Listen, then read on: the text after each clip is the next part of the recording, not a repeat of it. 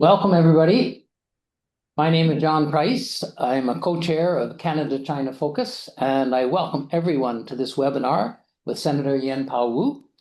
A special welcome to those of you attending online. Those of us attending in person are in the boardroom at the Centre for Global Studies in the University of Victoria. We acknowledge and respect the Lekwungen, the Songhees, and the Esquimalt peoples on whose territory the university stands, and the Lekwungen and Saanich peoples whose historical relationships with the land continue to this day. Canada-China Focus takes its relationship with these nations seriously, and we currently are working with the Saanich Nation in applying advanced salmon counting technologies developed in a partnership between First Nations, Chinese Canadian engineers, and Chinese universities that give the community real control over the salmon resources that come in from the Salish Sea. I want to thank Centre for Global Studies and the Centre for Asia Pacific Initiatives for supporting this webinar. A special thanks to Jing Tong Rachel Hu, who's operating our Zoom program and has been instrumental in her efforts to organize and promote the webinar. She's an administrative assistant for Canada-China Focus, and we are very indebted to her. A warm welcome to Senator Wu. Many of you already know him from previous webinars that we've done. In fact, he spoke at the first webinar that Canada-China Focus ever organized in 2022.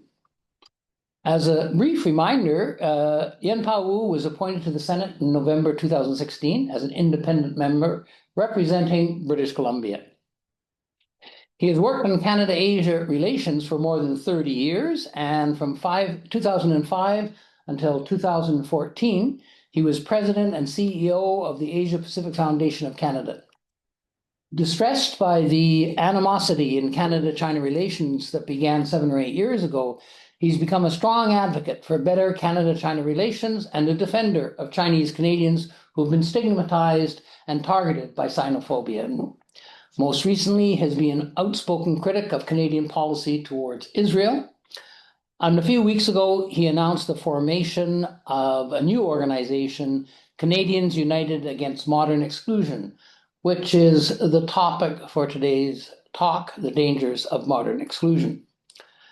The format for the talk today will be for Senator Wu to speak for 20 to 30 minutes.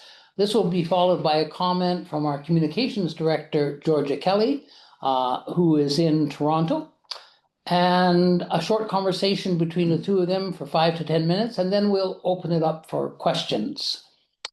So with that, I'd like to turn it over to Senator Wu. Thank you so much for coming. Thank you, John. Good afternoon, friends, colleagues here in the room in beautiful Victoria, and those of you online from wherever you may be joining us. It's a real pleasure to again speak to Canada-China Focus. I thank you, Vic, and the Centre for Global Studies for hosting today's webinar. And I want to say that while some of you will have heard my message previously, I've spoken in a few different fora. Today's talk marks a kind of evolution of ideas that I have been playing with over a number of years, including at the first speech I gave to CCF. At the time, you may recall, I highlighted the challenge of foreign interference hysteria and what I consider to be national security overreach. This was a time when the country was gripped by discussions around foreign interference. It was all over the press. Politicians were talking about it. It was a topic of discussion in Parliament. And there were a variety of studies and reports put out on the foreign interference issue. In fact, we now have 5, if you can believe it, 5 so-called independent reports on foreign interference over a space of maybe 2 years, including the report from NCCOP, the National Security and Intelligence Committee of Parliamentarians, a report from NSIRA, the National Security Intelligence Review Agency, a report from the former Governor General, David Johnston, and two reports from the Foreign Interference Commission led by Marie-Jose Hogue. We can talk about the reports if you like, but I'll jump to the conclusion, which is that the reports, while breathless in their own way, and while they raise some legitimate issues of transnational repression in this country and weaknesses in our national security and law enforcement apparatus, did not come up with much more than that, in my opinion, and seem to create, on the contrary, an environment of greater suspicion about foreign interference without much substantive support. Since that time, well, I should back up to say that I was an intervener, an accredited intervener in the Foreign Interference Commission, and therefore had access to all of the documents, as did the public, but I had them in advance of others. And I invested a lot of time to look at the documents, some of which were redacted, but I had a chance to immerse myself in the claims of foreign interference, particularly foreign interference concerning China and Chinese Canadians. And it became apparent to me, even 3-4 years ago, that we were heading into a period where the fear of foreign interference was rapidly being weaponized as a way in which to suppress views of Canadians whose views that the national security establishment and the political class and more broadly the Canadian leadership class did not like to hear. All of this was being subsumed under a broad umbrella called foreign interference and defined as harmful to the country. Now, if it had stopped there, where there are views that differ and some people think you are a loyal Canadian and others don't, and some people call you names, I could actually live with that because we live in a democracy, we live in a noisy democracy. People have different points of view.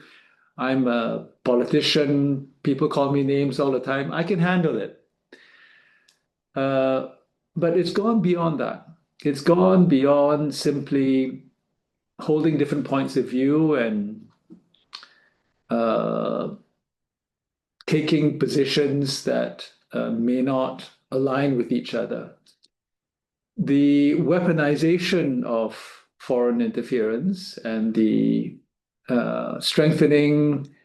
excessive strengthening of national security has led to I believe, material harm to Canadians who find themselves on the wrong side of the issue. And again, this is not simply about hurt feelings, because there will always be somebody out there who will hurt your feelings, and you just have to sometimes suck it up. But it's gotten to the stage where the political class and, of course, our law enforcement and national security and intelligence agencies act on these suspicions and these accusations and innuendo around what I've been calling foreign interference, hysteria, and national security overreach. They conduct surveillance and they write reports on what they deem to be foreign interference. These reports are then further weaponized because they are leaked, deliberately, I would guess, leaked to the media. The media will then write sensationalist reports based on the leaked documents from, whether it's CSIS or RCMP or CSE or the site task force. Often these leaked reports are not taken in context. The people who leak the reports know that will happen, and they probably have done it deliberately, knowing that the reports will be taken out of context. And then as a result, these reports carry a lot of weight. They cause a lot of harm. You will be familiar with a number of the cases in recent years. The most prominent one, I guess, would be Han Dong, the former MP in Toronto, who was accused of meeting with the Chinese Consul General in Toronto and allegedly advising the Consul General to not release the two Michaels, then detained in China, to not release them until after the election. This was published in Global News by a rogue reporter called Sam Cooper. It got a lot of traction. It was repeated in many circles, taken up by, commentators and so on, held to be truthful. And that led to the end of Mr. Han Dong's political career. There were other parts to the story, which I won't go into, but just to say that that piece of reporting has been discredited now, both by the Foreign Interference Commission of Inquiry. Justice Hoke has said there's no basis to it. David Johnston, even before, had said there was no basis to that claim, but nobody wanted to accept David Johnston's report because it was politicized. You may recall the opposition, both the NDP and the Conservatives, oh, we can't trust David Johnston.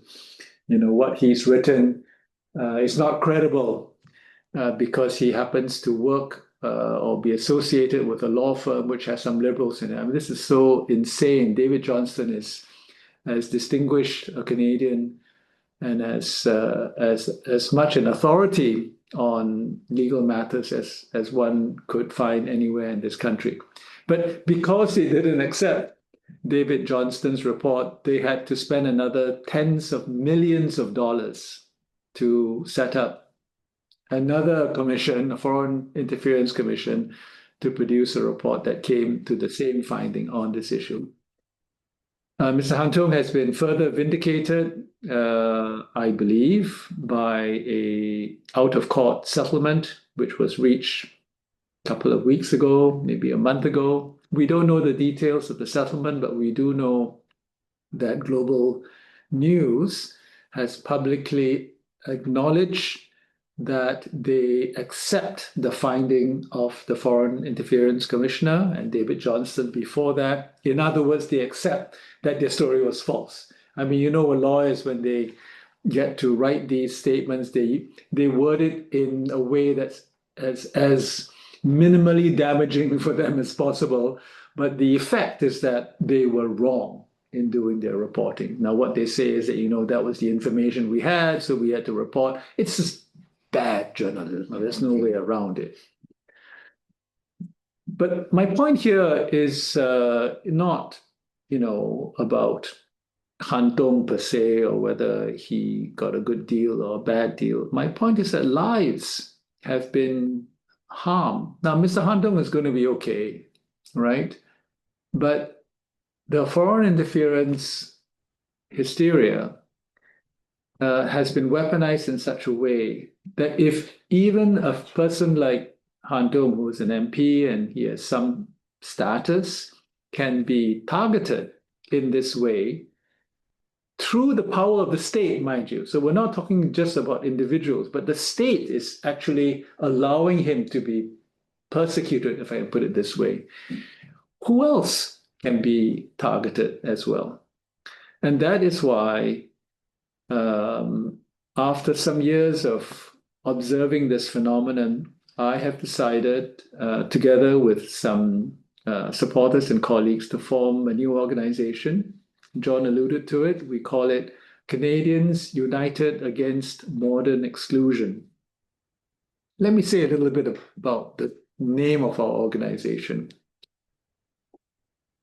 When I started out, and John knows the history well because I've consulted him on the name over many months. It started out as an organization to defend people who were connected with the Chinese world. So China broadly, but not just mainland China, people of Chinese backgrounds, people who are working on China. They may not be Chinese, they could be like John, but who are stigmatized and who are targets of the foreign interference hysteria precisely because they have connections to China. So for a time, we toyed with the idea of calling it rights and freedoms of Chinese Canadians. And then for another time, for a short period, we talked about calling it Canadians United Against Sinophobia.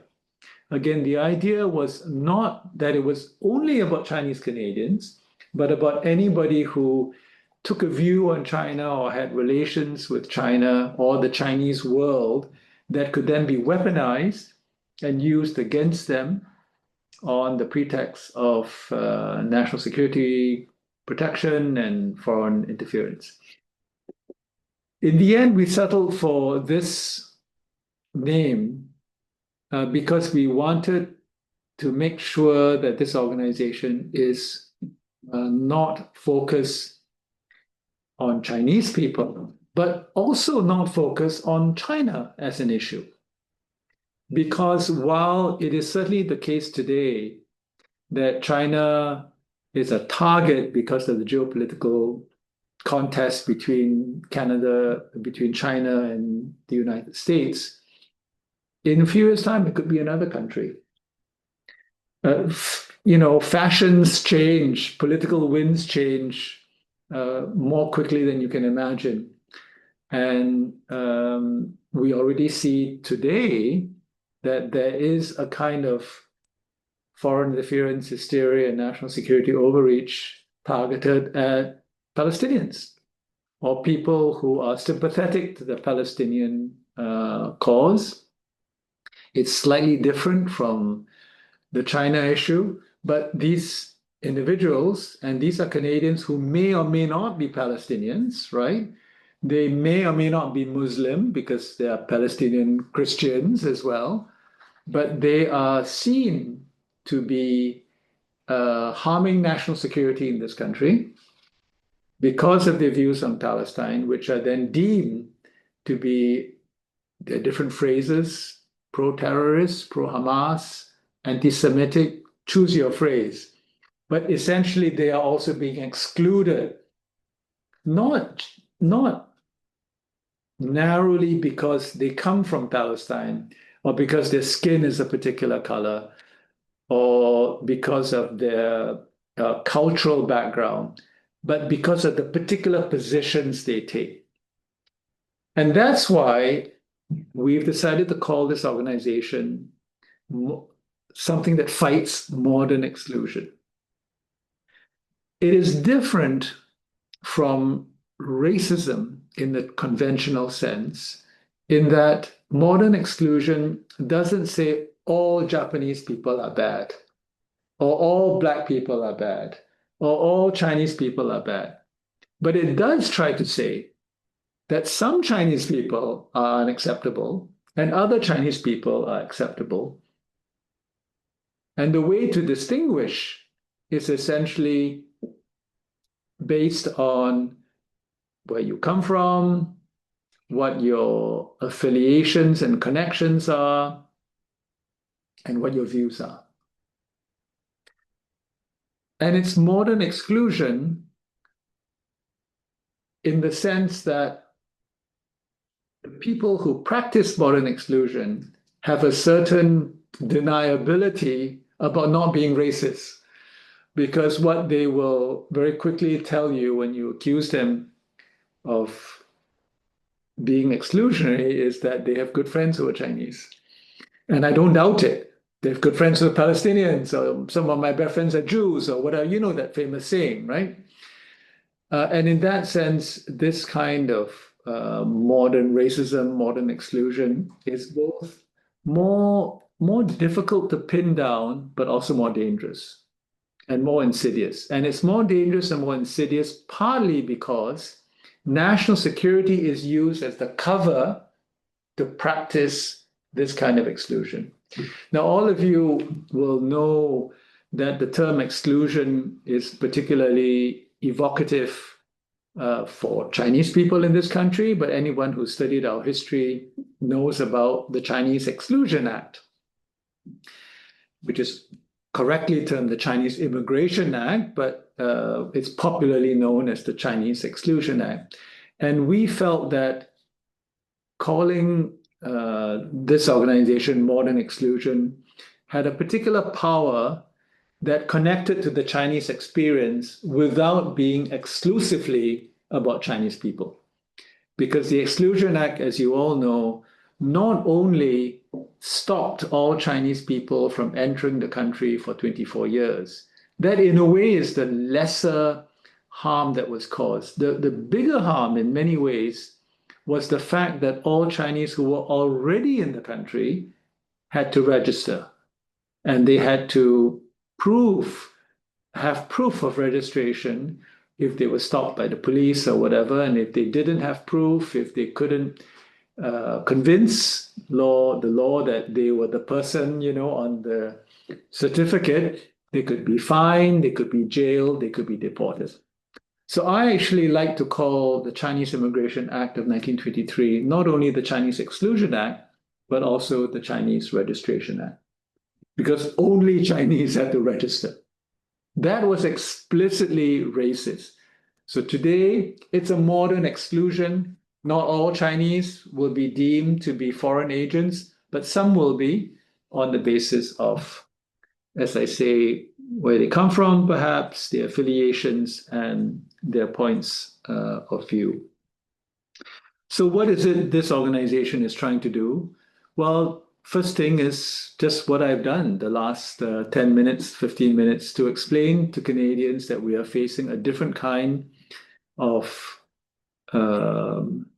discrimination, different kind of racism, one that it's not that easy to identify, but it's as dangerous or more dangerous than old-fashioned racism, and we need to organize against it. So that's number one, education.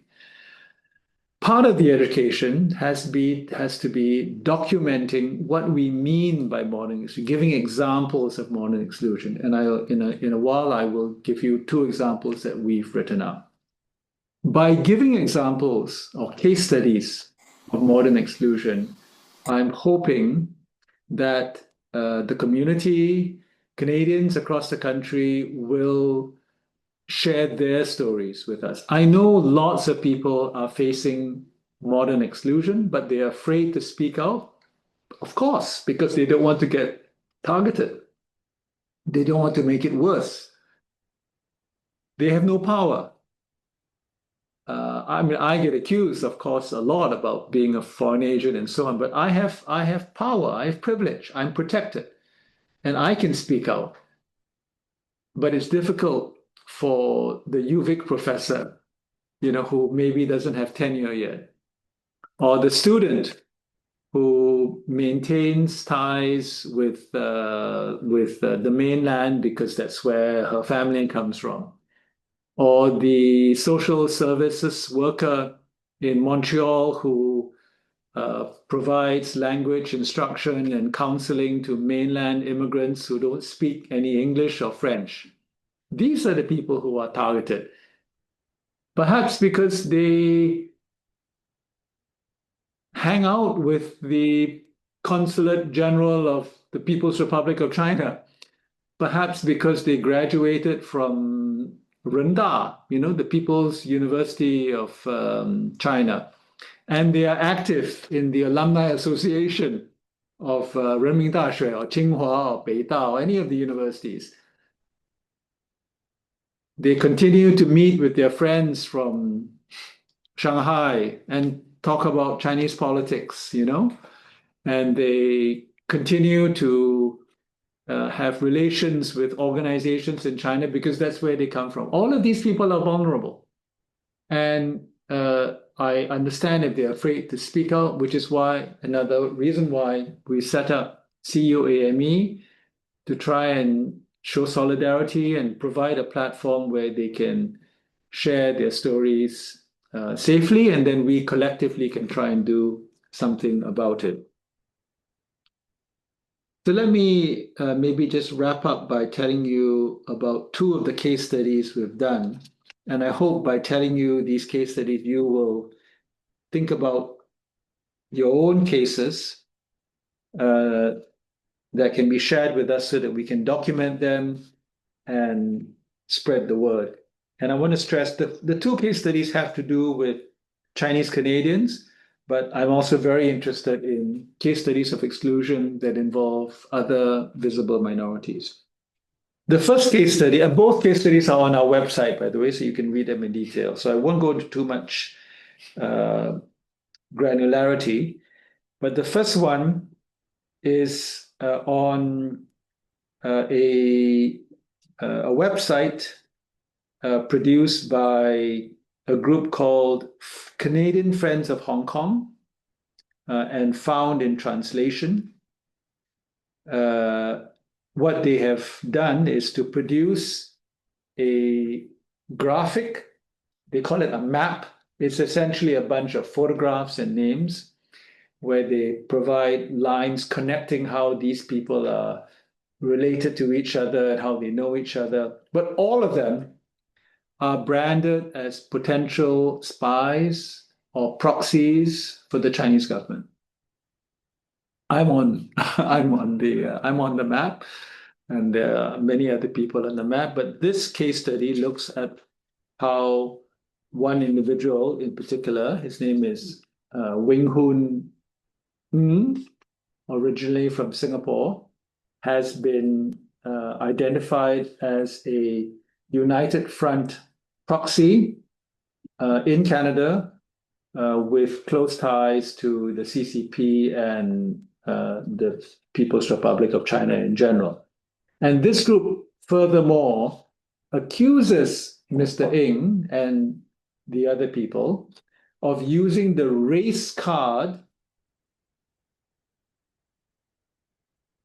to avoid being outed as foreign agents. In other words, they say, we are screaming racism as a way to hide the fact that we are actually foreign agents. Okay, so they are using an old definition of racism to protect themselves.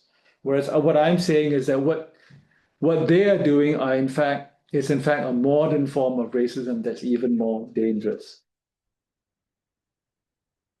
Anyway, to make a long story short, the claim of this group has to do with COVID-19 and the way in which some members of the Chinese community tried to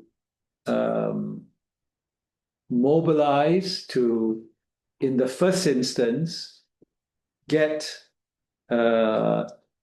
masks in Canada to send to China when China was going through the first wave of COVID-19. You remember it hit China before it hit Canada. It was probably 3 to 4 months before. So there were groups of Chinese community leaders in different parts of the country trying to buy up masks to send to China.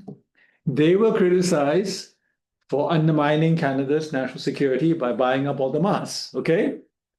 And then when COVID-19 hit Canada 3 months, 4 months later, these same people had a campaign to get masks from China to bring them to Canada to help Canadians. And guess what?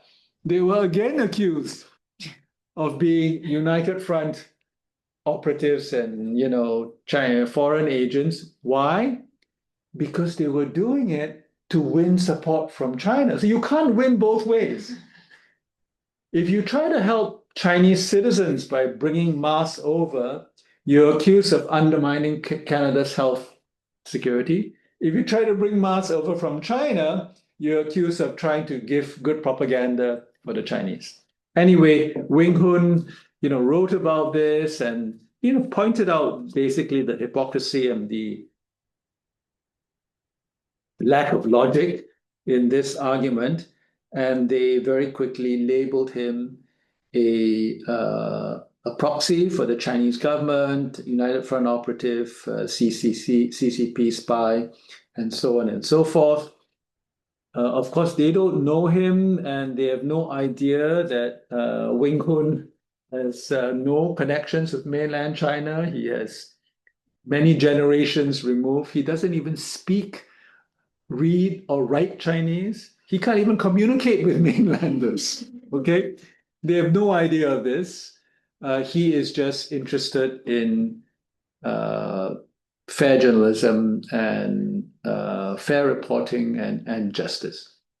The second case study, so this first case study is really about a private group, I have to say, of Canadians who seem to have in their head that there are spies everywhere, and they've taken it upon themselves as their mission to root out these spies. And so they are reckless in just naming people because these individuals have said the wrong thing, or they go to the wrong events, or they happen to know Senator Wu, and therefore they must be suspicious. I'm sorry that all of you may appear on a map sometime in the future. And I mean, in a way, it's funny, but it's not funny either. And it's not funny because while this group is a private group, and in a sense, they can say anything they want, our national security agencies seem to take them very seriously. The Friends of Hong Kong are invited to testify every time there's a hearing on foreign interference in national security. They will call the Friends of Hong Kong. Now, this is not about Hong Kong, okay? You understand this. This is about particular individuals who call themselves Friends of Hong Kong, who are stigmatizing and harming other Chinese people simply because they don't share their points of view. That is the danger. And when the security and intelligence people pick up on these kinds of allegations, they seem to take it seriously. That is the danger that we're facing. Now, the second case study is similar, but it's even more troubling because it's government supported. There's a group called Digital Public Square. It's connected to some university people and some civil society organizations.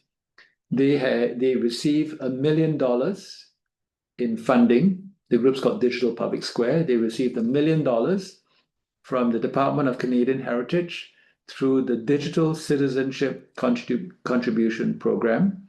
And the money was intended to, I quote, strengthen our understanding of PRC foreign interference, disinformation, and transnational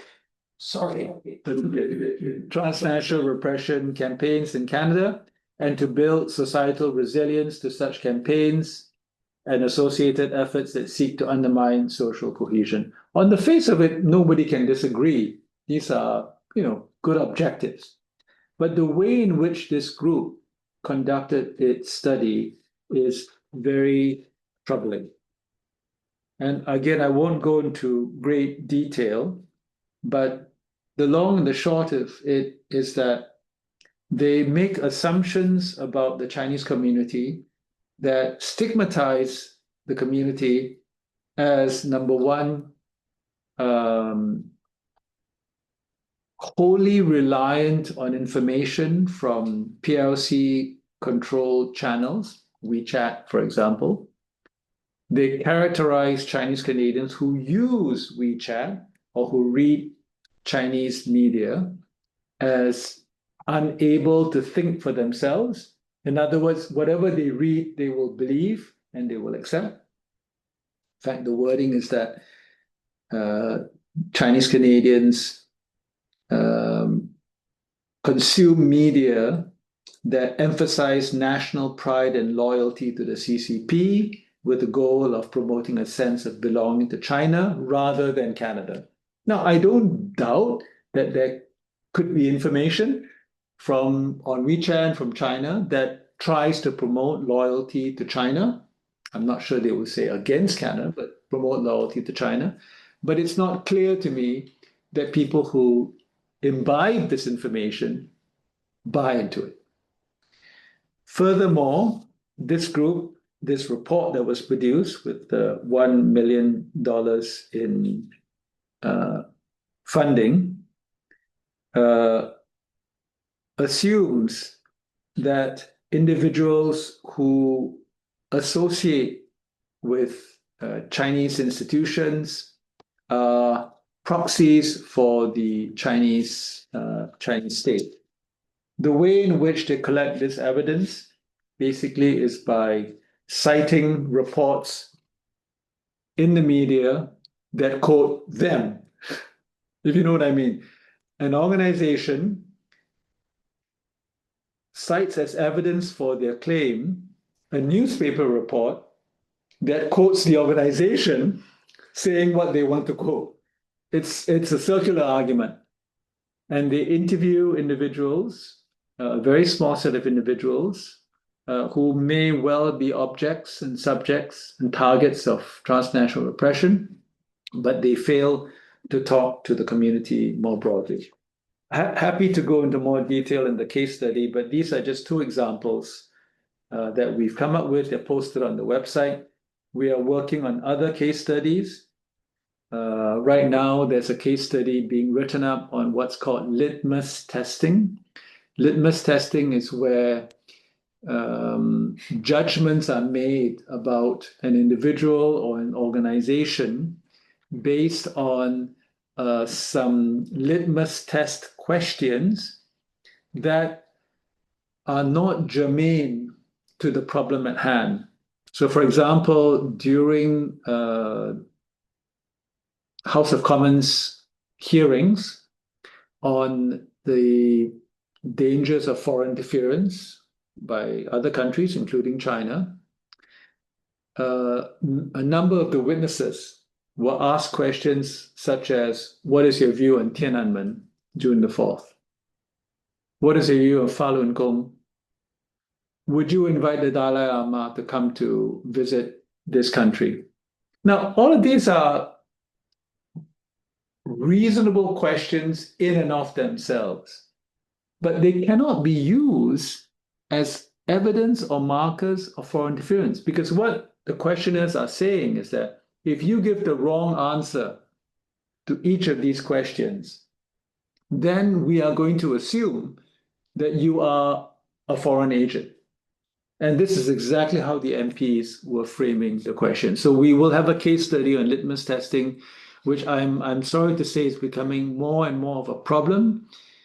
Some of you will know, even myself, when I go to speak in a public forum that's not as friendly as this one, I will very quickly get a question about my views on a particular issue in China, even if I'm not talking about that. And if I give the wrong answer, then I'm quickly put in a box. So I think maybe I should pause here and thank you all for paying attention and look forward to some discussion.